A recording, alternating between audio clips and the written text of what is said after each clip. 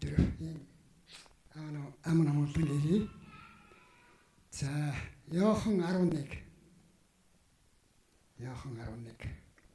17 гурван жижиг гачгийг унших юм байна. Иесус амьлал ба ам, Иесус ойлов, Лазарыг амьлуулав гэсэн гурван гачгийг унших юм байна. За эхний жижиг гачгаас уншия. Иесус ирээд Лазарыг булчинд 4 хоног байсныг мэдэв. Бетан Иерусалимаас холгүй 15 стадийн орчмын гэртээ байдаг. Ахаасаа хагдсан Марта, Мария нарыг тайлруулахаар олон Иедвэ тэднийг иржээ. Тэгтэл Марта Иесусийн ирж байгааг дуулаад угтахаар гарав. Харин Мария гэртээ суугаад үлдэж Марта Иесуст "Эзэн, та энд байсан бол ах маань өөхгүй байх байсан. Та Бурханаас юу ч гуйсан Бурхан танд өгнө гэдгийг би мэдэж байна" гэв. Иесус түүнд "Ах чинь амьлна" гэхэд Марта түүнд "Эцсийн өдрийн амьлал тэр амьлна гэдгийг би мэднэ" гэв. Иесус Мартад "Амьлал ба ам бол би байгаа юм аа. Надад итгэдэг нь өвч амьлна. Надад амьдрагч хийгээд итгэгч бүхэн хизээч өвөхгүй. Үүнд итгэж байна уу гэж асуув. Марта "Тийм ээ эзэн. Та бол Христ. ертөнцид ирэх Бурхны хүмөө гэдэгт би итгэдэг" гэсэн. Хоёр дахь жижиг гэрч. Иесус ойлов. Үүнийг хэлээд тэр явж дүү Мариагаа дуудаад сэмхнээр "Багшийн нүүхэнд ирээд намайг дуудаж байна" гэхэд Мария үүнийг сонсоод ухсхийн босч түн рүү очив. Иесус тосгонд хараахан хурч очив агаад харин Мартатай уулзсан газраа л байж байлаа. Тэгтэл гэрт нь Мариатай байж тайлхруулж байсан Иедвчид түүнийг ухсхийн босож гарч явахыг харахтаа түүнийг булшин дээр очиж уйлахаар явлаа гэж бодоод араас нь дагжээ. Мария Иесусийн байсан газар ирж түүнийг хараад хөлд нь унаж "Эзэн, хэрэв та энд байсан бол ах минь өөхгүй байх байсан" гэлээ. Иесус түүний уйлахыг болон түүнтэй хамт ирсэн Иедвчидийн уйлахыг хараад сүнс нь гүнээ шаналж дотроо өмөрийн "Та нар түүнийг хаан тавьсан бэ" гэхэд тэд түүнд "Эзэн, ирээд үз" гэлээ. Иесус ойлов. Тэгтэл Иедвчид тэр түүнд ямар хайрцаг байсныг хараач гэж байлаа. Харин тэдний зарим нь сохор хүний нүдийг нээсэн энэ түүнийг мөн өхөхгүй байж чадаагүй юм байх та гэв. Гурав дахь жижиг гэрч Лазарыг амьлуулав. Иесус дахиад дотроо гүнээ шаналж булчин дээр хурч ирэв. Энэ нь агуй байсан бөгөөд амыг нь хадаар тагсан байлаа. Иесус хадыг зайлуулахад талигаачин дүү Марта түнд "Эзэн, тэр үхээ 4 хонож байгаа тул одоо өмхийсэн байгаа" гэж хэлв. Иесус Мартад "Хэрэв чи итгэвэл Бурхны алдрыг харна гэж би чамд хэлсэн босуу" гэлээ. Тэгээд тэд хадыг зайлуулв. Иесус дээшээ харан "Аваа, та намайг сонссонд танд би талархаж байна. Та намайг өргөж сонсдгийг би мэдсэн. Та намайг илгээсэн гэдэгт итгүүлэхийн тулд тойрон зогсох олны төлөө би үнийг хэллээ" гэв. Тэр ийм уйлаад чанга дуугаар "Лазар, гараад ирэй" гэж хашгирав. Талигаач гар хөл нь оршуулгын боолтоор боолцтой, нүүр нь альчуураар орооцтой чигээрээ гарч ирэв. Иесус тэдэнд тайлж түүнийг явуулав. Амен.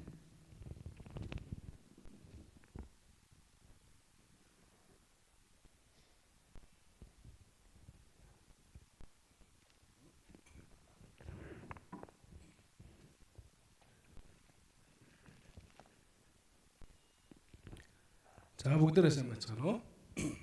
Сайхан амарцгаав. За эзнийхээ өдрийг эзний амьсан тийм ээ үйл явдлыг дурсахаар цугласан даа хүнд баяр хүргэе.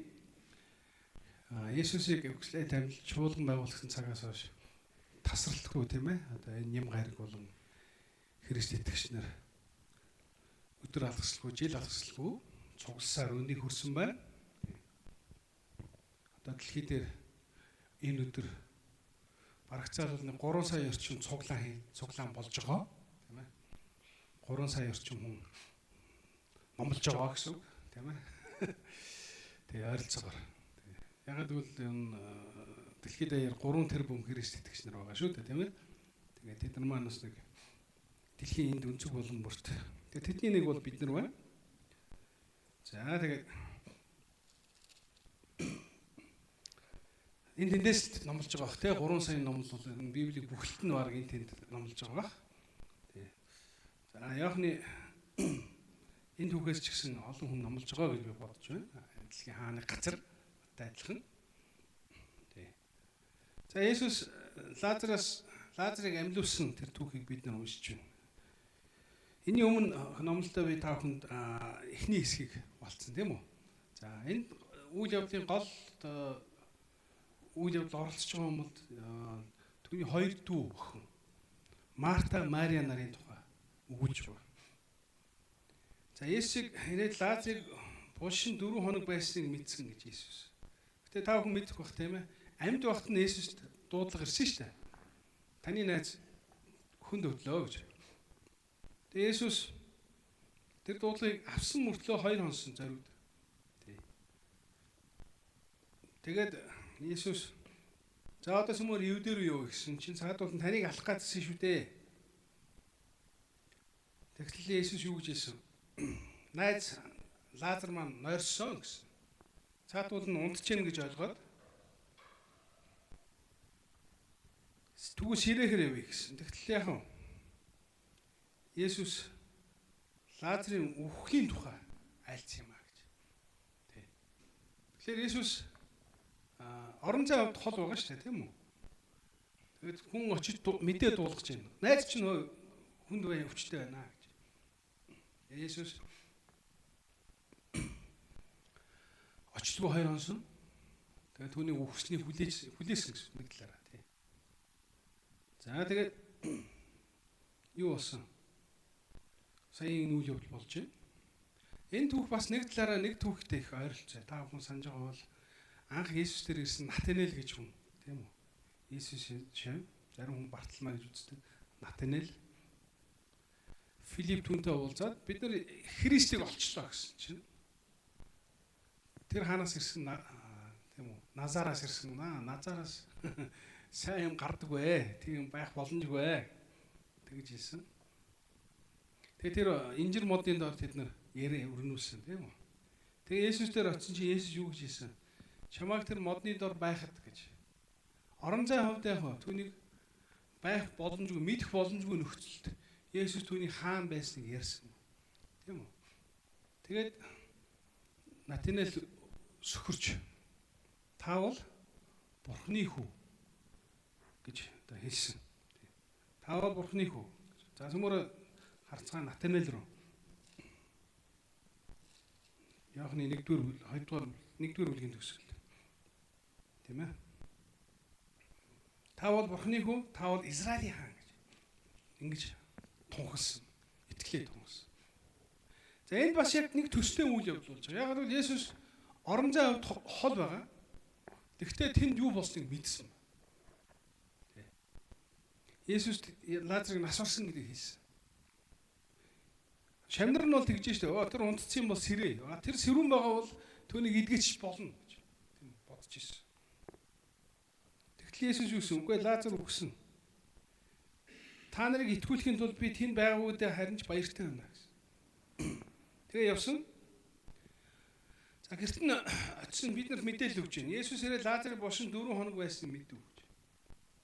Тэгэхээр мэдээ авснаас хойш 2 хоноод нас орохыг хүлээж агаад тэгэхээр нэг юм 2 хоног аялж очсон байна, тийм үү? Битан Иерусалимаас холгүй 15 стадио орчим тэртээ байдаг. За нэг стадио нэг 200 орчим метр. За 100 яг нарийн хэмжүүл 185 метр. За 200 гэхээр 15 стадио гэдэг яг 3 км гэсэн үг. Тэ. Иерусалимаас ойрхон байна шүү дээ. Маш ойрхон байна тий. Эндээс хороол хийц гэсэн үг байхгүй. Энэ хороол хийц 4 км гэдэг. Өргөөгөөс 3 км гэдэг байхгүй энэ хүртэл. Тэгэхээр маш ойрхон байна. Иерусалим руу очиход. Тэгэхээр энэ маш ойрхон хот, жижигхэн тосгон, Бетан гэдэг тосгон болсон үйл явдал. За ахаасаа хагцсан Марта Мариа нарыг тайлбарлахаар олон юудэчүүд хэдийн иржээ. За тэгтэл Марта Есүсийн иржбэг дуулаад ухтахаар гарав. Харин Мариа гэртээ суугаад үлдэж. За энэ эгчдэн хоёрын түүх явж байна тийм үү? Одоо бол хэн ирсэн гэж байна? Игч нь босоод гүйсэн. Энэ түүхийг өгүүлэхдээ юу гэж хэлсэн? Мариа бол эзнийг тосоор тоссон эмэгтэй гэж энэ түүх эхэлж байгаа. Тийм ээ? Битан Лазар гэж өвчлөө байсан түүний хоёр дүү эгч дүү хоёр угаа арай том нь Марта тэгээ дүүний дүү Мариан яг эзнийг тосоор хөлийг нь арцсан эмэгтэй юм аа гэж. Гэхдээ бид нар хааш ингээд сөхөөд нэг хуудас сөхөөд үзэх юм бол Марта хөлийг нь угаасан түүх яг энэ бүлгийн дараа өгүүлж байгаа. Тийм үү? Тэгэхээр болоогүй шүү дээ, тийм үү? Есүс Лазарыг амьлуулсны дараа хөлийг нь угаасан байна, тийм үү? Гэхдээ одоо Иохан энэ загтлыг бичиж байхдаа энэ сайн мэдээгээ бичиж байхдаа энэ Мартагийн Мариагийн хөлөө угаасан түүхийг өгүүлэхээс өмнө Лазар ахыг нь амьлуулсан түүхийг бичиж байна. Гэхдээ нэг зүйлийг онцолж хэлээд байгаа. Мариа хөлийг угаасан шүү гэж. За одоо хөлийн угаагүйгүй их чинь Марта. Юусэн гэхдээ энэ Марта тийм муу хүн гэсэн үг шүү дээ, тийм үү? Энэ ч гэсэн бурханд итгэжсэн хүн. Луг ном дээр бол яг би өмнөх номлол дээр ярьжсэн тийм ээ. Гэртэн зочлоход дүүгээ зэмлүүлэх гээд Есүст дүүгээ ховлж ирсэн тэр Марта тийм ээ. Гэхдээ тэр бол сайн үйл хийж ирсэн. Тэр үйлчилж ирсэн хүмүүс. Харин эзэн Есүс юу гэсэн? Түүнээс чинь сайн үйл хэрэг байна. Тэр бол миний үгийг сонсох юм аа гэдэг ойлгосон. Мариа тэрийг сонсох юм аа гэдэг хэлсэн. За ингээ их чинь очисон. Эзэн та энд байсан бол ах нь өгөхгүй байх байсан. Та бурхнаас юу ч гуйсан бурхан танд өгнө гэдгийг одоо би мэдэж байна. Есүс түн ах чинь амьлна гэхэд Марта түнд эцсийн өдрийн амьлал тэр амьлна гэдгийг би мэднэ гэв. Есүс Мартад амьлал ба ам бол би байгаа юм. Надад итгэдэг хүн өхөвч амьлна. Надад амьдрагч хийгээд итгэж бүхэн хизээж өгөхгүй. Үүнд итгэж байна уу гэж асуув Марта. Тийм ээ. Эзэн та бол Христ ертөнцид ирэх Бурхны хүү мөн гэдэгт би итгэдэг. За би энэ түүх яагаад Натинелийн түүхтэйг төстэй вэ гэвэл Есүс инжирийн модноос ас холгод газар байсан мөртлөө түүний хаан байсныг хэлсэн. Хол газар байгаа мөртлөө 2 өдрийн цаана байгаа мөртлөө Есүс Лазарыг үгснийг яг та хэлсэн. Тийм. Тэгээд Натинел Есүсийн өмнө сөхрөөд та бол Бурхны хүү Израилийн хаан гэж тунхалж байгаа хувь хүний өчиг явж байна. Христийг таньж мэдсэн тэр итгэлийн тунхаг явж байна. Тэр үе. Одоо энэ Марта яг Есүсийн өмнө сөхрөөд юу гэж хэлж байна? Та бол юу? Христ ертөнцид ирэх Бурхны хүү мөө гэж хэлсэн. Натаналтай адилхан. Хоёулаа Бурхны хүү гэж хэлж байна. А нэг нь Израилийн хаан гэсэн нөгөөх нь юу? Та бол Христ гэж хэлж байна. Тэр Христийг таньсан байна. Та бол Христ мөө гэж. Гэтэ энэний өмнө Есүс өөрийгөө би бол амьлал гэж хэлсэн. Тэгээ та бүхэн Иохан номыг мэдэх юм бол 7 нууд их үргэлжсэн тийм үү? 7 нуудаа Есүс би бол гэдэг үг хэлж байгаа. Би бол усан үзэн юм бол би бол үнэн ба зам. Би бол сайн хүн. Би бол хаалга тийм. Би бол юу? Энд хэлснээр амьлал ба ам гэсэн. Гэтэ энэ 7 бүгдээр зүүрлэл бас биш. Зарим нь зүүрлэл. Жишээлбэл сайн хүн бол зүүрлэл. Усан үзмийн модын зүүрлэл. Гэтэ зарим нь шууд утгаараа ойлгоно. Жишээлбэл Есүс үнэн ба зам ам гэж тийм ээ би бол үнэн ба зам гэж хэлж байгаа нь энэ бол зүүрлэл биш. Харин шууд утгаараа хэлж байна тийм үү? Яг л бид нар үннийг юутай зүүрлэхгүй шүү дээ тийм үү? Ойролцоо тийм зүүрлэн гэдэг чинь дөхүүлнэ тийм ойролцоо байлгана гэсэн. Тэгээ бид Есүсийг үнэн гэж хүлээж авна тийм үү? Тэрнээс биш үнтэй ойрхон гэж хүлээж авах. Есүс бол цорын ганц зам тийм үү? Тэнгэрийн дор Есүсөөр аврагдах зам байхгүй гэж Үлс номдэр хэлж. Тийм ээ? Петр тунгалж. Тэгэхээр Есүс бол цорын газ аврагдах арга зам. Тийм биз дээ. Тэр бол амь. Энд Есүс амьдлын тухайсан. Би бол амьд амь гэж хэлсэн. Тэгэхээр энэ бол зүүрлэл биш. Энэ бол яг шууд утгаараа хэлж байна. Би бол амь юм аа. Яг номын оршил дээр тэгж хэлж байгаа тийм. Тэр бол хүмүүний амь байсан юм аа. Түүн гэрэл байсан юм аа. Тэгээ Есүс бол амь. Амьлал ба. Есүс тэрийг шууд хэлсэн. Би бол амьлал юм аа. Ах чинь амьлна гэсэн. Нөгөө чинь мэдлэгээр хариулж байна юм уу? Тийм ээ тийм. Миний ах амьлна. Тэгтээ юу? Шүүлтэнд амьлнаа. Тэр бол зөвхт хүн байсан, бурханлаг хүн байсан. Тэр бурханд итгэдэг учраас амьлна. Тий. Миний ах амьлна. Эцсийн өдөр гэж хэлж байна. Тэр амьлнаа гэж хэлсэн. Тэгсэн Есүс юу гэж хэлсэн? Би бол амь. Би амь байна гэж. Амьтаа уулзаад нь шүү дээ. Амийг өгчтэй уулзчаад зогсож байна юм. Марта хэлсэн би бол амь байна. Хэнийг ч хизээч яах вэ? Амьлуулж чадах эзэн зогсож штэ. Заавал эцсийн өдрийг хүлээх алба. За үүний хэлээд явж тэр дүү Маригаа дуудахад сэмхнээр багш энүүхэн дээрээ чамааг дуудаж байна гэхэд Мари үүнийг сонсоод ухсхийн босч түүн рүү очив. Есүс тосгонд хараахан хүч очиагүй хагаад харин Мартатай уулзсан газраа л байж байлаа. Тэгтлэн гэрт нь Маритай байж тайлбарлаж байсан үдээч түүнийг ухсхийн босч гарч байгааг харахтаа түүний булш руу гүн очиж уйлахаар явлаа гэж бодоод араас нь дагчээ. Мари Есүсийн байсан газар иш түүнийг хараад хөлдөн унаж эзэн хэрв та энд байсан бол ах нь өхгүй байх байсан гэлээ. Эгчтэй хоёр яг адилхан ойлгож байна. Яг адилхан үзэж байна тийм үү? Хоёлаа тэгж хэлж байна. Юу? Та энд байсан бол та ах минь амьд байсан бол түүнийг өвчтэй байхтан байсан бол та яг түүнийг аварчих байсан юм аа. Та түүнийг эдгээчих байсан юм аа. Ах минь өгөхгүй байсан юм аа. Ингэж хэлсэн. Есүс түүний уйлахыг болон түүнтэй хамт ирсэн евдээчүүдийн уйлахыг хараад сүнсэн гүнээ шанал дотроо өмөрнө. Та нар түүнийг хаан тавьсан бэ гэхэд түүнд эзэн ирээд үз гэлээ. Есүс уйлав. За. Энэ их сонин түүх те. Ягаад гэвэл төгсгөлт нь яг ингэж хэлж байгаа. Хүмүүс Есүсийг уйлахад, гашуудахад ингэж хийсэн юм уу? Гэхдээ энэ сохрыг идгээсэн хүн ягаад найз байгаа тийм ээ? Хурж ирээд идгээч болоогүй юм бэ? Яг энэ асуудал гарах нь тодорхой байсан. Тийм учраас Иохан анханасаа энэ загтлыг энэ түүхийг өгүүлэхдээ юу гэж хэлсэн? Марта болон түүний дүү Лазарыг Есүс хайрладаг байлаа гэж бүр цохож хэлсэн. Хайрладаг байсан юм аа гэж. Одоо бол энэ юу гэж хүмүүс юу гэж хөмжиж байна? Тэр түүн ямар хайртай байсныг хараач. Тэгтэл зарим нь тэр хайртай байсан юм бол сохор хүний нүдийг нээсэн тэр амьлавчгал байсан шүү дээ. Ам бишээ эдгэж эхэлсэн шүү дээ. Яг ийм шүүмжлэл гарах нь тодорхой байсан. Тэгээд Иохан энийг ч хэлсэн. Гэхдээ энийг эхлэхээс өмнө бидний ч гэсэн төөрөгдлөөс аврахын тулд Есүс яг зориуд 2 хонож тий Лазарыг нас орохыг хүлээсэн гэдгийг бид харж байна. Гэхдээ бид нэг асуулт асуух юм. Есүс хэрвээ зориуд түүний нас орохыг хүлээсэн бол яагаад үлсэн болоо гэдэг асуулт гарч байна тийм үү?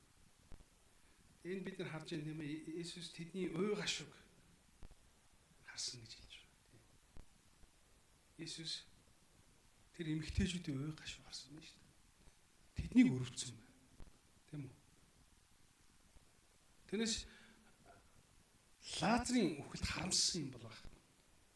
Харин юуг хараад байсан бэ? Хүмүүсийн гашуудж байгааг хараад байсан. Есүс сэтгэл зүрхгүй шүү дээ, тийм үү?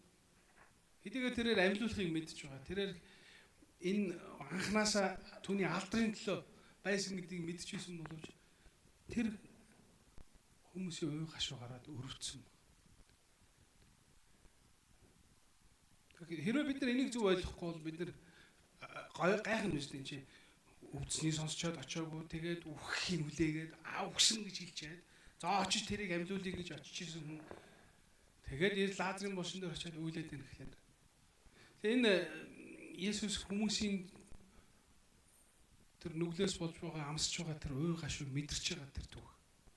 Есүс одоо булшин дээр очиод гүнээ шаналж булшин дээр хурж идэж байгаа. Энэ бол хүмүүсийн шаналлыг мэдэрч байгаа тэр түүх гэж. Хүмүүсийн ой гашиг Есүс мэдэрч байгаа тэр түүх. Тэгээ эмэгтэйчүүд ялангуяа яг дүү охин хайртай маарай ямар их гашуудж байгааг тийм ээ. Бид нар маш их ой гашууд авцсан хүнтэй тэр болгонд хаардаг баг тийм үү? Та нар таарч ирсэн үү? Хүмүүс их сонин тийм. Зарим ингээд бүр цөхрөөд ингээд бүр хэл хөнгө болсон байдаг шүү дээ. Зарим бүр эвлэрээд. Тэгээ саяхан бид нар хорон дээр нэг акола гэдэг илгээлтийн эзэнтэй яриад байжсэн. Тэгээд Афганд мөлчиж исэн байхгүй юу? Тий. Тэгээ нэг эмэгтэйн тухай ингээ ярьсан тэр Афган эмэгтэйн тухай. Тэр эмэгтэй ингээд маш зөвхөрсөн эмэгтэй. Гэхдээ ингээд үлээд байгаа ч юм шиг. Гэвч харуул инээгээд байгаа ч юм шиг. Тийм эмэгтэй байсан. Тэгээд тэр эмэгтэйг ингээд түүхийг яриулсан чинь талибанч нөгөө нүдэн дээр нь нөхөр хүүхдийг алдсан байна. Тэр хүн маш их цохролд авцсан. Ойлгож багтаад байна шүү дээ тэр хүн тий. Шок тий. Тэгээд та яагаад инээд байгаа гэхлээр би инээж байгаа биш. Тэг би цохирчод яахаа мэдхээ очиод байгаа л гэж. Нэг тийм яриа сонссон байна. Бид нар ч арайш тийм яг уугаа шүү те тийм үзээгүй л байна л да. Бурхны авралаар. Зарим улс орн тийм болж байна. Манай дээдлийн айлын яг надтай ч зөв миний найз байсан залуу. Та бүхэнд зураг тараад байгааг сонссон баг л та. Тэр үеч 2000 хэдэн он л 2 үлээ 3 он л юм да. 3 ангийн хитэн найзууд туулголд тийм ээ. 2 охин 2 банд живсэн тийм хамсалтай төв гарсан. Тэрний нэг нь баггүй юу? Ангийнхаа 2 охиныг аврах гал 2 ангийнх нь 2 банд нь араас нь үсрээд дөрвөлээ живсэн. Тийм. Харамсалтай үйл явдал бас. Тэг би ээжтэйг хамт нөгөө орсон. Би тэр үеийн байрныхан чинь ерөөсөө ингэ орж гардаг л байлаа шүү дээ. Бүр нэг садан дөрлөд болцсон. Тэгээ орж исэн тэгээд тэр ээжийг харсан маш цөхөрсөн. Тэгээд ойлгохгүй заа гашуудаа ингээд ойлгохгүй. Тэгээд тийм цөхрлийг харж байгаа юм л да. Библиэлд бидэнд хэлдэг шүү дээ. Та оршуулганд очиод тэгвэл амьдралын ухааныг амьдралыг эргэцүүлэх болно гэж тий. За би одоо үйлчлэлийнхаа шаардлагаар юм уу да тий. Одоо пастрын хүмүүсийн шаардлагаар жилдээ 2-3 оршуулга бол зайшгүй тэ оролцдог. Тий. Христ итгэгчдийн оршуулга бол арай дээр. Ягаад гэвэл тэнд итгэл найдар байдаг. Тийм ээ? Итгэл найдар байдаг. Тэнд амьлыг тунхалдаг тэнд. Тийм ээ? Одоо энэ хүн бурханаас аврагдсан гэсэн тийм баярт мэдээ сонсогддог. Үйл итгэгч хүмүүсийн оршуулга маш хэцүү байдаг нэг талаараа. Үнэхээр хэцүү байдаг. Ягаад гэвэл тэнд ямар ч итгэл найдрын тухай байдаг. Тэгээ тийм цохирчин хүмүүсийг харахад маш хэцүү шүү дээ юм шүү дээ. Ялангуяа залуу гинт үр хөвгтөө алдсан эмэгтэйчүүд хамгийн хойртой дотн ялангуяа гинтийн осол тийм ээ. Аса юу бол гайг байдаг. Ингээд хэвтэрт байсан хүнийг хэдэн сард ингээд асарч байгаад өхүүлэхлээр бас арай гайг байдаг. Гинт бол яа маш хэцүү байдаг тийм. Тэгээд Есүс яагаад үсийг л би тайлбарлах гэдэг юм л да. Тэ? Өмөрч шүү дээ, сэтгэл нь өмөрч байна. Тэ. Би санддаг л да манай аавын өрхөд манай ах солонгост байж таарсан. Тэгээд мэдээж оршуулганд байж чадаагүй. Тэгээд би Сингапурт ирсэн, буцаад ирсэн хэрэг 10 он юм байна л да, 11 авцаа. Манай ах тэр үед ирсэн. Тэгээд нутагтаа буцаж ирсэн. Тэгээд хамгийн түрүү мэдээж аавын одоо газар руу дагуулчихсан. Тэгээд өөрөө ч хүссэн. Тэгээд маш их гашуудж байгаас. Тэг үйс. Би аль хэдийн гашуудлаа тайлцсан байгаа шүү дээ. Оршуулсан тий аавыгаа өнгөрч. Миний хувьд бол ингээд аавыгаа хөдөөлүүлээд оршуулга болоод 2 3 жил өнгөрцөн. Тэгээд тэр үед байгаагүй ах маань ирээд ингээд дасгалуулж явахлаа би чи яаш тий өмнө шүү дээ сэтгэл хажуунаас нь хараад үйлж байгаа байхгүй нэг талаараа тий харж чадахгүй. Сэтгэл өмөрнө гэж хэлдэг л дээ. Тэгэхээр Есүс яг тийм болж байгаа. Чи ойлгож ш хүний сэтгэлийг тий. Тэр чинь Есүс хүн байгаа байхгүй нэг талаараа тийм үү? Яг хэдийгээр тэр бурхан ч гэсэн төгс бурхан ч гэсэн тэрээр хүн байгаа байхгүй. Хүнийг ойлгож ин тэр сэтгэл зүрхээр мэдэрч ин. Есүс тийм учраас байсан. Тэрнээс Лазар өвчлээ, өнгөрчлөө гэдэгт бол биш. Юунд байсан бэ? Яг би ингээ ахыхаа хараад тий гашуудж байгааг хараад одоо араас нь одоо өмөрч юм уу одоо үйлж штэ тий би бас дагаад үйлж штэ. Яг тийм л юм болж байгаа юм шүү дээ. Ахыхаа араас ингэж гашуудж байгааг хараад. Ямар их инэлж байгааг ойлгосон юм бэ тий. Марта Марагийн сэтгэл ямар их тий тавгуутж байгаа. Тэгээ та нар харж байгаа шүү дээ. Мария илүү шаналсан юм байна гэдгийг бид юунаас харж байгаа гэхээр Марта гараа гүөхд хинч юу ч хэлээгүй тийм үү. Тэгээ Есүстэй уулзаад буцаж очиод дүүдээ шивнэж штэ. Тэр олон хүмүүс байсан байна. Дүүдээ багш хамаа хүлээгээд байна гэсэн госгийгэл буссан. Араас нь баахан гүйж юу гэж гүйж байна. Ах руугаа гүйж байна те. Ах руугаа гашуудахаа гүйж байна. Тэгэхээр Мария маш илүү шаналсан гэдгийг бид харж илүү тийм ээ Марта илүү дутуу шаналсан гэх хэлэхгүй л дээ. Гэхдээ Марта илүү сэтгэлийн хаттай байсан баг та бие барьжсэн баг. Мария бол асгарсан байна тийм үү. Тэгээд багш тэр очиод уйсан. Есүс тэний инэлийг хараад, тэний шаналлыг хараад дагаад уйсан тухай бид харж. Тэгсэн хөндлөгөөс харсан хүмүүс Есүсийн сэтгэл хөдлөлийг харж штеп. Есүс ч гэсэн догдолж байна. Есүс тэр Мариагийн сэтгэл хөдлөл догдлыг хараад өмөрч үйлж байгааг харахтаа юу гэж бодсон. Энэ чинь Лазарт их хайртай хүн байсан байж тээ. Тэгээд ингэх байсан юм бол тийм. Тэгэд сохрын идгээд байсан юм бол амжилтдаг байсан юм бол тэгээд хурж ирээд идгээчгүй яасан амжилтчихгүй байсан юм гэсэн. За яг энийг угаасаа хэлхийг тодорхой байсан учраас түрүүн би хэлсэн үйл явдлын ихэнд Йохан биднэрт хэлсэн. Тэр угаасаа тэднэрт хайртай байсан юм аа гэж хэлсэн. За тэгээд цааш нь юу болсон? Энэ нагуу байсан бөгөөд амыг хадаар тагилсан байлаа. За энэ бол Израильчүүдийн тэр үеийн оршуулгын те зан хүлийн хэлбэр хаданд хүмүүсийг оршуулдаг байсан. За хадыг зайлуулахад талигачийн дүү Марта одоо их чинь юу гэж байна? Эцэн дээр үхээ 4 хонож байна тэр аль хэдийн өмхөрсөө. Энэ чи халуун орно шүү дээ. Тэ? Тэгээ халуун бөхчм тийм хадан дотор орч ингээд таглцсан байна. Мэдж ш энэ бол аль хэдийн яг өмхөрсөн. Тийм үү? Ялцрал аль хэдийн явцсан. Тийм. Ийм. Есүс Мартад нөгөө хэлсүүгээ санал. Чи итгэвэл Бурхны алдрыг яах вэ? Харна шүү дээ. Би чамд хэлсэн босуу гэлээ. Тэгээд тэр хадыг зайлуулв. Есүс дээш харна. Одоо залбирч байна Есүс. Аава, та намайг сонссон танд би талархаж байна. Та намайг үргэлж сонсдгийг би мэдсэн. Та намайг илгээсэн гэдэгт итгүүлэхийн тулд тойрон зогс холны төлөө би үүнийг хэллээ гэв.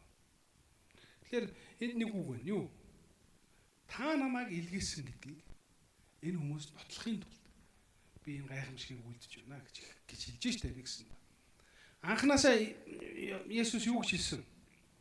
Түүний үхэл нь юуны төлөө гэсэн? Бурхны алдрын төлөө юм а гэж. Тийм үстэй. Ингэж Есүс яах вэ? Тэгэхээр энэ амьлал анханасаа Есүсийг Бурханаас илгээгдсэн Христ гэдгийг нотлохын тулд байсан гэдгийг харж байна.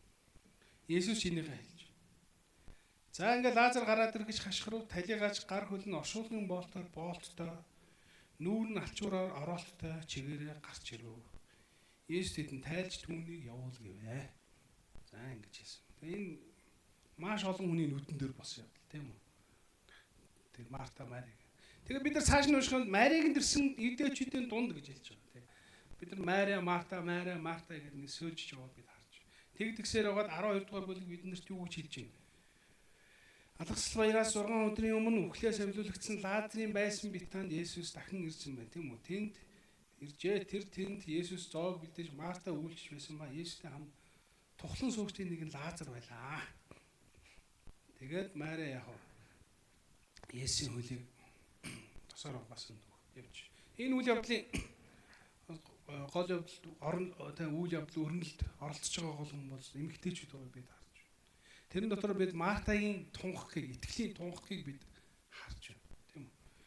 Тэр эмэгтэй Есүсийг зөв таньсан байна. Тэр бол Есүс Христ Бурхны хүү гэдэг бол өөрийнхөө итгэлийг тунхагсан байна. Дараа хэрвээ санаж байгаа бол Есүс амьсгийн дараа нэг өөр нэг хүн тунхаглан тийм ээ. Санаж байна уу? Хэн бэлээ? Томас. Тийм үү? Энэ бол Есүс Лазарын амьдлын түүхтэй холбоотой Мартагийн итгэлийн тунхагийг бид уншиж байна. Харин Есүс өөрөө үхлээс ялж үхлийг ялж амьлах цагт Томас хэлсэн юм уу? Бид нар эзнийг харсан эзэн амьд байна гэсэн. За би итгэхгүй тийм үү? Би өөрөө нүдээр харж гараараа барихаас нааш наадхан чи итгэхгүй гэсэн. Санин тийм ээ? Есүс нүдэн дээр нь Лазарыг амьлуулсан шүү дээ. Тэ. Тэгээ Йохан Томас ч гэсэн энийг харж ирсэн хүн. Гэхдээ Есүсийн амьдлыг итгэв. Би өөрөө харж иж болно. Тэгээ яг тэр үед Есүс орж ирсэн тийм үү? Тэгээд хүрээд миний гарт хүр. Би байна гэхэд Томас юу гэсэн? Томас өкрөөд эзэн минь бурхан минь гэж хэлж байна. Тэгээ гурван хүний тунхаг явж байна тийм үү? Нэг нь Натанел юу гэж байна? Та бол бурханы хүү? Та бол Израилийн хаан. Тэр хүн Израильтэй Есүсийг холбож байна тийм үү? Марта болохоор та бол Христ, Мишах буюу тослогдсон, томилогдсон аврагч. Тэгээд та бол юу? Эндээснээр та бол Бурханы хүү, та бол Христ гэж хэлж байна. Адилхан Бурханы хүү гэж хэлсэн. Харин Томас болохоор эзэн минь Куриос тийм үү? Энэ бол зөвхөн цол, энэ бол Бурхан байдаг цорын ганц цол тийм үү? Эзэн гэдэг. Тэгээд та Бурхан минь гэж хэлж байна. Шууд хэлж байна Бурхан минь. Йоханны сайн мэдээний хамгийн төгсгөлд Томас, Илч Томас Есүс бурхан гэж хэлж байна. Би яагаад ингэж онцлж хэлээд байгаа гэхээр маш олон хүмүүс Есүсийг тэгж хэлдэг байхгүй. Тэр амаараа би бол бурхан гэж хэлээгүй гэж. Яг шууд тэгж хэлээгүй ч гэсэн Есүс гарцаагүй олон удаа, олон байдлаар өөрийгөө бурхан гэдэг хэлсэн. Тийм үү? Би бол Авраамаас өмнө байсан нэг юм аа гэж. Эцэг бид хоёр нэг юм аа. Намайг харсан хүн эцгийг харсан юм аа. Гэхдээ яг өөрийгөө бурхан гэж хэлээд байна шүү дээ. Харин шууд та бол бурхан гэж хэлж байгаа юм бол Томас байна. Та бол бурхан юм аа. Ингэж хэлсэн. За тэгэхээр энэ үйл явдал бид юу сурах вэ те? Есүсийн Лазарын амьлуулсан төхөөс бид юу ойлгох вэ? Хамгийн түрүүнд бид энэ гайхамшиг угаасаа Есүсийг ирсэн гэдгийг, Бурханаас ирсэн гэдгийг нотлохын тулд байсан гэдгийг харж байна. Өөрөөр хэлбэл Есүс нэг хэлсэн. Та нар надад итгэхгүй ч гэсэн миний үгэнд итгэхгүй ч гэсэн миний үйл хэрэгт итгэж гэж. Тэр үеийн Израильчууд хандаж байсан. Тэгэхээр Есүс өөрийнхөө үйл хэргийг баталсан байна шүү дээ. Би бол амьлал гэдгийг баталж шүү дээ. Тийм. Үйл хэрэгээр баталж байна. Юугаар вэ? Лазарыг амьлуулсан. Түүнийг заавал эцсийн шүүлтэн дээр амьлуулаагүй шүү дээ. Наан амьлуулж байна. Тэгээ Есүс хэнийг ч амьлуулах чадaltaй эзэн. Өөр бидний эндээс нэг сурах зүйл бол Бурханд өөрийн гэсэн цаг байдгийг бид харж байна. Бурханы цаг гэж би нэр шүү. Бид нар тэгж дуулдаг тийм ээ. Ихсний товлсон цаг юу лээ? Түүний хүсэл биенэ гэж бид дуулдаг тийм. Энэ бол Библиэлд ч байдаг зүйл санаа. Дээр нь энэ түүхээрч харагдаж байна. Хоёрдугаарт бид нар өөрсдийнхөө амьдралын гэрчлэлээр мэднэ. Бурханы цаг гэж үнэхээр байдаг тийм үү? Итгэж байна уу? Амен. Амен уу? Гэтэ хүмүүс Бурханы цагийг хүлээж чаддгүй тийм үү? Тийм болоод дуулаад байгаа шүү дээ. Хүлээгээч. Тийм үү? Бид нэр тавьтаргүй, төвчээргүй тийм. Бид нэр Бурханы цагийг хүлээж чаддгүй. Төвчдгүй. Энэ алдааг бидний итгэлийн өвдөд Авраам хүртэл хийжсэн. Тийм үү? Хөрхий бурхан туслах гад тэр чинь Элизерийг анх миний хүүгээд биш ээ. Чамаас төрөх чинь гэсэн нөгөө чинь бодчихсон. За би энэ хагаартай сууна гэдэг. Тэгээд Ишмаилыг төрөөс. Энэ бол миний хүү гэсэн бурхан биш ээ. Хөрөндөө бол бурхан туслах гээд байгаа шүү дээ тэр чинь. Бурханы амлалтыг үзчих гээд үзээд байгаа шүү дээ. Хамгийн сүүлд түүнийг 99 настай байхад бурхан хэлсэн. Чиний хууль ёсны эхнэрээс төрсөн тэр хүн бол яа. Чиний өв залгамжлагч юм аа. Бурханы цаг 75 настай байхад яасан? Өгөгдсөн. Чи хүүтэй болно гэсэн. Манай хүн 24 жил яах вэ? Өөрөөхөө зүтгэсэн тийм үү? Эцэст нь бурхны цаг болоход яах вэ? Түүнийг 100 настай байхад бурхан хөөгөө гэсэн. Тэг би аяа боддог. Бурхан цаг хугацаанаас ангид байхгүй тий. Түүний хувьд Петр хэлдэг шүү дээ. Нэг өдөр нь 1000 жилдээ тэнцсэн. 1000 өдөр нэг өдөртөө тэнцэх мэт юм аа. Тийм утгатай үг ба тийм үү? Бурханы хувьд би одоо 20 жил 30 жил хүлээх надад амар санагдах байх л та. Бурханы хувьд чи юу юм юу ч шүү дээ тийм үү? Нөгөө миний унших дуртай жилдээ нэг удаа уншчихдаг уран зохиолын ном бол Монте Кристо юм байна тийм. Та нар уншижсэн үү? Гоё зохиол тийм. Манай хүн чинь 17 жил шүү дээ. 14 билүү? 17 хаа. Шоронд байдаг шүү дээ. Тэ? Тэгэл бурхан түүнийг яах вэ? Цаг нь болоход яах вэ? Үгээгүй тэр тийм үхлийн нүхээс хязгааргүй баян болох тийм хүчрэх хүн болох өндөлөгдөг.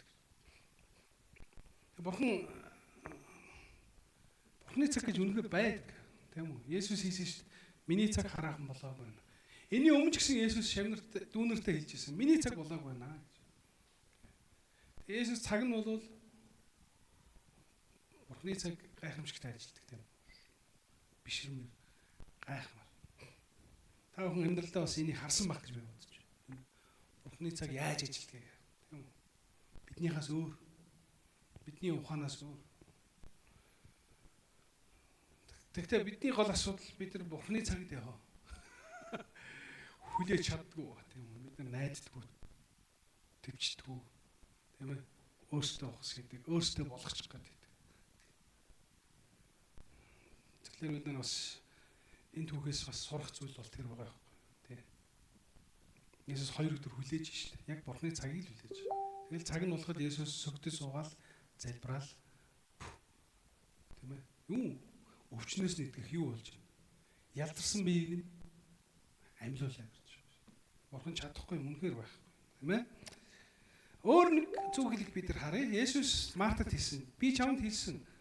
Тийм үү? Хэрв чи итгэж чадвал яана вэ?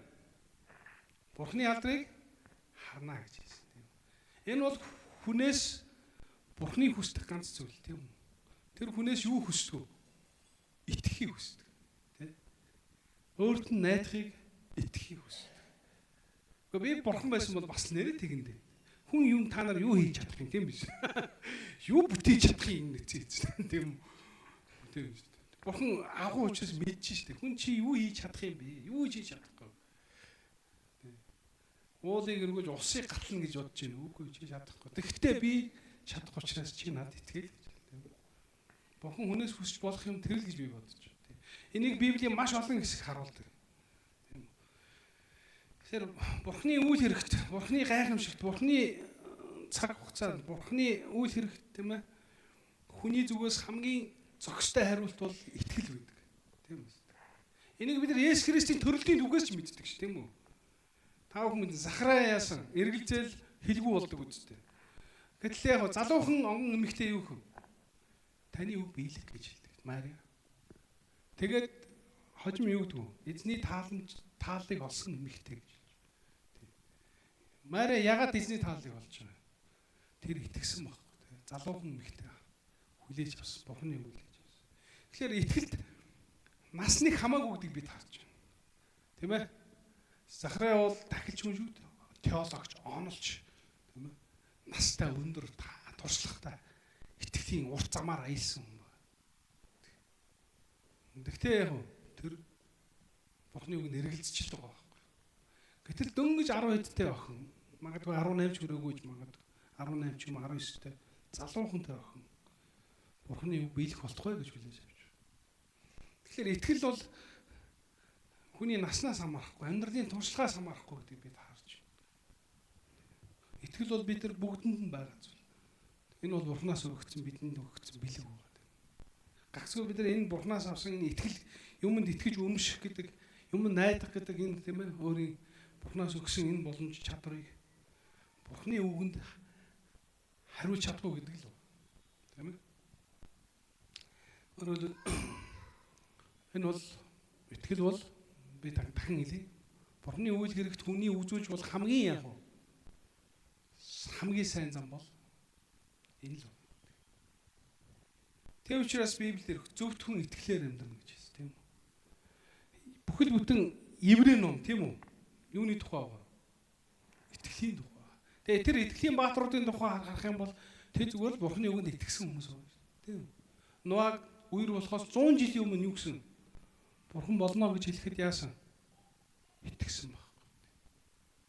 Тэгээд тэр хүн 100 жил хөдөлмөрлсөн. 100 жил хөдөлмөрлөх шалтгаан нь Бурханы үг байсан. Та хүн мэднэ Адам юун дээр алдсан юм? Тэр Бурханы үгэнд итгэв шүү дээ. Итгэл алдарсан. Тийм үү? Идвэл өхөн шүү гэдэг хахад яа вэ? Итгэв. Тийм үү? Эмэгтэй Ева Бурханы үгэнд биш хэний үгэнд үнэмсэн? Хуурагчийн үгэнд, сатаны үгэнд итгэсэн. Сатан тааламжтай байсан баг тийм өөрийнх нь үгэнд итгэсэн. Ялгаа байхгүй хин нэгэн хүн өөрийнх нь үгэнд итгэвэл тааламжтай л байж та. Дөрөнтэй адилхан Бурхан ч гэсэн өөрийнх нь үгэнд итгэж байгаа хүн тааламжтай тийм үү? Энийг бид нар дуулаас мэдэн тийм таны үг бол миний итгэл найдвар. Миний дэнлүү, миний замжил. Бид нар Библийн маш олон газраас Бурханы үгэнд итгэх тухай, түүний мөн чанарт итгэх тухай сурч байна. Тэгээ бидний гол асуудал яа гэв? Бас л юу? Төвчээргүй, хүлээж чаддгүй шалтгаан юутай холбоотой? Бидний итгэл мөхөс уу. Гэхдээ Есүс хэлсэн итгэлээ хандлага залбираарай гэж хэлсэн тийм үү? Есүс дээр ирсэн нэг эцэг юу гэж хэлсэн? Намайг ийм сул дорой итгэлтэй байгааг нь уучлаарай. Миний итгэлийг нэмж өгөөч гэж. Тийм үү? Бид нар ч гэсэн эзнээс бас итгэлийг гуйх ёстой. Тийм үү? Бид өөрсдийнхөө итгэлийг чамд бат байхын тулд. Коринф номдэр бол онцгой итгэл гэж бүр тусдаа бэлэг байсан тухай өгүүлдэг. Гэхдээ энэ бэлэг нь миний ойлгож байгаагаар зөв ойлгосон бол энэ нь үхэл нүрсэн хавчлах зовлонгийн үед Бурханаас тусгайлан ирэх юм. Бэлэг. Есүс хэлсэн та нар хаадын өмнө зогсно, та нар шүүгчийн өмнө зогсно, та нар битгий санаа зов. Амаа нээх тэр үед чинь би ариун сүнсээр явах уу? Юу хэлхий чинь зааж өгнө гэсэн. Тийм үү? Маш олон Христ итгэгч сая-саяараа хэдэн мянгаараа шүүлтийн өмнө хавчигчийн өмнө ирж байцаагдаж шийтгүүлж алуул шатаагдсныг бид мэднэ. Тэд итгэлээсээ няцаагүй, тэд итгэлээсээ буцаагүй шалтгаан бол тэр онцгой мөчөд онцгой итгэлийг бид Бурхан соёртыг бид харж байна. Гэтэ мэдээж та бүхэн над шиг одоохондоо хавчлах зовлон те хүнд хэцүү байдлын дундор гараагүй би мэдж. Бид маш их чөлөөтэй амар амгалан цаг үед амьдарч байгаа. Тийм үү? Энэ цаг хэр удаан үргэлжлэхийг бид мэдэхгүй. Ямар ч хэлсэн 30 жил үргэлжилж байна. Тийм ээ? Удаан үргэлжлэл сайн л үзэсгэлтэй бид мэдэхгүй. Буудаа шиг мэд хүнд хэцүү үе цаг ирэхийг бид үгүйсэхгүй. Тийм үстэй. Тийм. Гэхдээ бид нар Христийн итгэлийн дүгээс харах юм бол тухайн нутгийн чуулганд хавчлаг дандаа саанаар эерэг нөлөөс бид хардаг. Ягаад гэвэл жинхэнэ итгэгчнэр шалгадаг тийм үстэй. Тийм ээ? Хуурамч, ёс төдий өнгөлсөн, далдсан, будаа горьдсон, тэгээ ашиг хайсан, хонжоо хайсан тийм хүмүүс жоохон хавсаг зовлон гарахад яг айж гулчий зогтдог. Тэгээд жинхнүүд нь шалгарч үлддэг. Жинхнүүд нь. За тэгээд бид нар энэ түүхээс Мартагаас, Маригаас аль альнаас нь хоёр эгч түүхээс эгчнээс харж байгаа зүйл бол хэдийгээр тэд нар Христийг зөв таньсан та байвал амьдрах байсан гэж хэлж байгаа ч гэсэн эцээ эцэд Мартад хийсэн үг. Чи итгэвэл Бурханы алдрыг харах болно. Амен. Та нар нэг юмыг ойлгоорой. Энийг хүмүүс бид баян хэлдэг. Манай хүмүүс тэнийг ойлгохгүй. Би итгэж байна. Халелуя. Энэ хоосон шалт юм ээ. Энэ зүгээр нэг сэтгэл санаагаар өөрийгөө өргөж байгаатай адилхан. Тэ? Нэг тэмцээний үеийг гараад би ядаа тэ. Та нар ингэж итгэвэл энэ шалт юм шүү. Би чанаас хэлье. Юунд итгэх гээд байгаа юм? Та нар Бурхны үгэнд итгэх тухай яриад байгаа. Ойлгож байна уу? Хэлэгдсэн үгэнд итгэх тухай ярьж байгаа. Энийн өмнө Есүс хэлсэн шүү дээ. Юу гэж хэлсэн? Ах чинь амьлаа хэлсэн шүү дээ. Тийм үстэй. Тэгээ нөгөөд чинь яг өөрийнхөө ухаанаар тийм ээ миний ах амьлна. Гэтэл Есүс одоо удахгүй амьдлах тухай яриад байна л да уг нь бол. Тэгээ яг тэрийг ойлгоогүй. Тэр хүн өөрийнхөө нөгөө онол сургаалаараа сурч мэдснээр яг эцсийн үед амьдлна гэдгийг хэлж байгаа. Тэр нь ч бас буруу биш. Гэхдээ Есүс энэ тухайн моментод өөрийнхөө тэр Лазарыг амьдлуулах түүхийн тухай ярьж байсан. Ах чинь амьлна гэсэн. Өнөөх нь тийм ээ ах амьлна гэсэн. Үгүй би амьлал байна. Чи надтай уулзч байна. Амьлалтай таарчаад байна. Би амьлал ам байна. Надад итгэдэг хүн өхөвч амьлна. Надад амьдрэх хүн итгэж бүхэн хизээч өхгүй гэж хэлсэн. Тий. Энэ үгэнд итгэх тухай ярьж байгаа байхгүй юу? Тий. Тэрээс өөртөө итгэл хоосон би итгэх. Би бурханд итгэл. Тэр чинь нэг агаар зогсож байгаатай адилхан. Бурхан айлцсан бол тэгээд дуусаа. Тийм үү? Хэрвээ та Бурханы айлцсанд итгэжээвэл тэгээд дуусаа гэсэн. Хэдэн жилийн өмнө би энэ түүхийг ярьдаг байсан. Монголын ингээл эвслээс Монголын Христ итгэлийн 10% хүрнэ гэж урайлаад бөөн боллоо. Тэгээд намайг Сингас урьж манай нэг их мөх пастор яриад бас нэг хэдэн найзууд яриад байсан. Тэгэл нөгөө Мегийн тухай яриад нэг бүх пастор гэж байна. Бид нар 10 итгэж Христ итгэжтэй Монголын хүн амынхаа 10% нь. Тэгэхээр би зөрүүдэлж байгаа байхгүй. Би ер нь бол би тэгж лээсэн. Наа чи бүтэхгүй. Наа чи бүтэхгүй. Яагаад болохгүй вэ? Бурхан гайхамшиг хайж штэ. Гэхдээ тэр бурхан гайхамшиг хайх нь ойлгож чинь би мэдчихээн тэрийг чадна. Хүсвэл бурхан 100% шийтгүүл чадна тий. Тэгээ яагаад болохгүй вэ? Хэрэв бид итгэвэл за наа ч л асуудал байна. Бид итгэвэл юунд итгэх гээд байгаа? Наад 10% хүрэх чи хэний хүсэл юм? Миний л хүсэл шүү дээ. Бидний л хүсэл шүү дээ. Бидний л мөрөөдөл шүү дээ. Тэг би өөрийнхөө мөрөөдлийг биелнэ гэж итгэх юм уу? Үгүй шүү дээ. Тэг ойлгохгүй болгон би хэлсэн. Окей. Наад 10% чинь хүрнэ гэж хэлсэн хүн үнэхээр бурхан тэр хүн тэгж хэлсэн үнэн бол би итгэе. Энэ үг бурханаас гарсан бол би итгэе. Хэрвээ тийм биш бол энэ зүгээр хүний мөрөөдөл. Бид нар хүний мөрөөдлийн дэмий хайрын цагаа байна. Мөрөөдөл сайхан шүү дээ. Энэ гоё мөрөөдөл واخгүй юу? Хүн амаа 10% аврал хүрчих юмсан гэдэг сайхан мөрөөдөл. Гэхдээ би хэлж бурханаас ихтэй биш бол тэгэл дуусна. Шаал дэмий. Ноог тавхан санаж байгаа шүү дээ. Үер болно. Бурхан хэлсэн биз дээ. Эхлээд үг хэлсэн. Тийм биз дээ. Тэгээд итгэж байгаа. Бурхан хэлсэн учраас итгэж байна. Та нар энийг сайн ойлгоорой, тийм үү? Тийм учраас Библийг уншаад Бурхан тантай яриад Библиэр дамжуулан танд ярих үед тэр үг танд хэлэгдэх үед та түүнд итгэх тухай л ярьж байна. Та Бурханы амлалтуудыг санаж тэр амлалт нь найдаж явж байвал тэрэнд итгэх тухай ярина. Тэрнээс за би Герман ясаар над Бурхан туслана. Би итгэж байна Бурхан. Та надад авиа чадвар өгнө. Би итгэж байна. Би танд хэлээ. Энэ тохиолдолд таны хөдөлмөр хэрэгтэй. Таны шаргуу хөдөлмөр хэрэгтэй. Герман хэл нөөс Кесолонгос хэл айлч хэлбэр таны хөдөлмөр хэрэгтэй. Нэг итгэл хэрэггүй энд. Тийм үү? Таны хөдөлмөр хэрэгтэй. Тийм учраас Есүс хэлж байна. Итгэвэл чи Бурханы алдрыг харна гэдэг үгийг бид нэр өмнө хэлсэн үгтэйг нь холбож ойлгох хэрэгтэй. Ах чинь амьлна. Чи юунд итгэж гэнэ үү гэдгийг энэ үгтэй холбож ойлгох хэрэгтэй.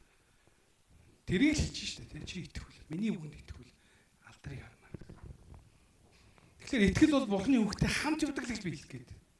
Тийм үү? Бурхны үггүй итгэл бол хоосон, чад дими, хүний мөрөөдөл, хүсэл мөрөөдөл. Тэгээд дими салхи зогсож байгаатай адилхан бид нар өөрсдийнхөө мөрөөдөл, гоё сайхан хүсэл тааллын төлөө тэгэл бурханд итгээд бол болчих юм байна гэж битгий бодоорой. Тэгэхээр ер нь бүтэхгүй бол хүн тэгж та за би энэ буруу итгэсэн, би их дутуу итгэсэн байна гэдэг. Бурхан чамд алдраа харуулна гэсэн гэж үг танд ирвэл та тэнд итгэх тухай л ярьж байна. Миний хүү чи энт рүү илгээлт рүү яв. Тэгэхээр чи асууж би явмааргүй байна. Би чи яваа. Тэгэхээр яах вэ? Тэгээ бурхан үнэхээр танд тэгж хэлж байгаа бол амиа л гэж хүлээж авах хэрэгтэй тийм үү? Тийм ээ би явъя.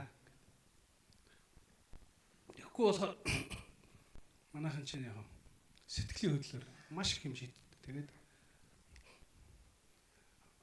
олон жилийн өмнө баг илгээлтийн хөдөлгөөн модонд орсон үе чи үл баахан энд хөдөлгөөн илгээлтийн конференц болгоо. 98 99 оноос хойно хятад руу дуудлага авсан гал хэд баахан гарсан энд баахан дуудлага авсан.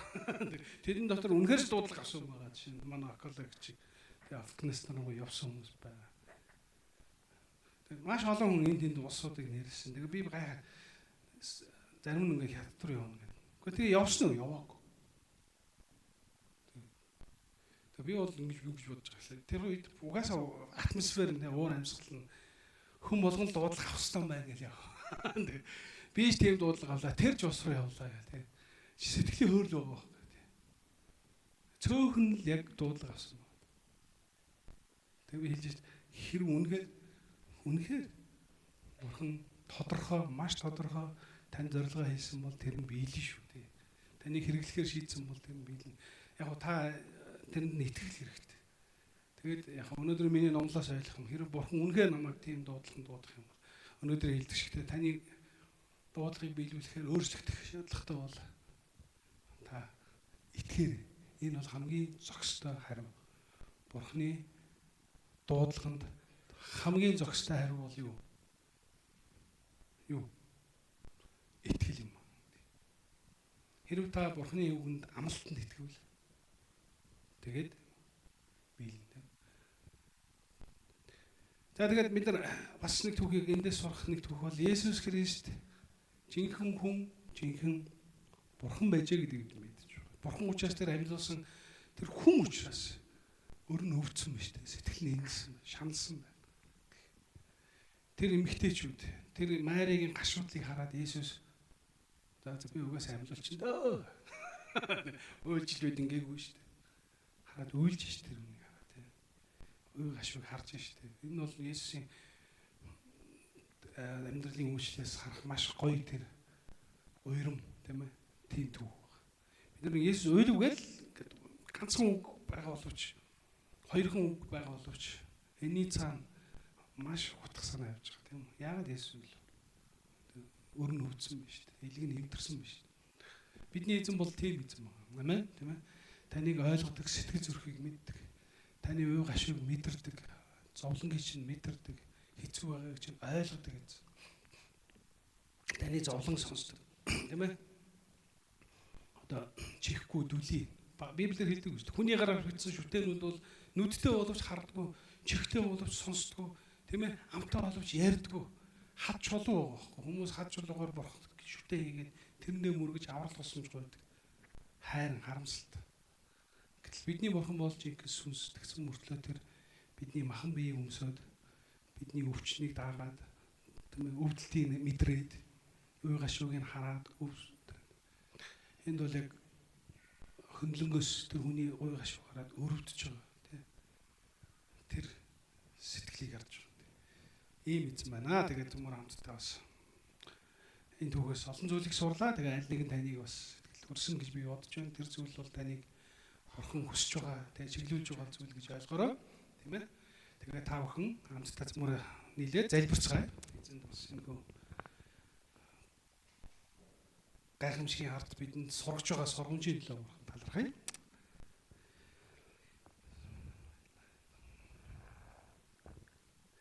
Их эзэн Есүс минь тань баярлалаа. Тэгээ та өөр гайхамшигтай эзэн.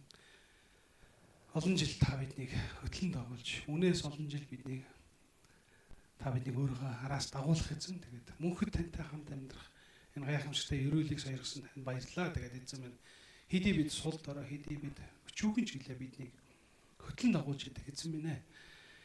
Өнөөдрийн бас сургаалаар дамжуулан ойлгосон зүйл минь бидний амьдралд хэрэгжих болтугай.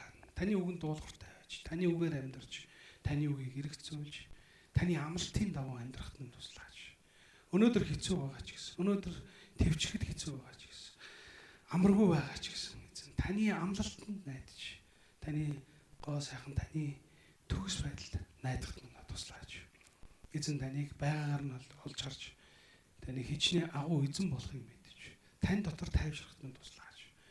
Бидний амсч байгаа зовлон дотор бэрхшээлийг харах, шууд тань руу харахад нь туслаач. Таныг амьлал, ам гэж бид тунхалж байна эзэн. Таныг бурхан хэмээн бид хүнддэг гэж байна. Таныг аврагч хэмээн хүндэлж байна. Эзэн ариун сүнс минь танд баярлалаа. Бид нүгийг ойлгуулж, биднийг замчилж байдаг та алдарших болтугай. Есүс Христийн нэрээр танд алдрыг өргөн залбирч байна. Амен.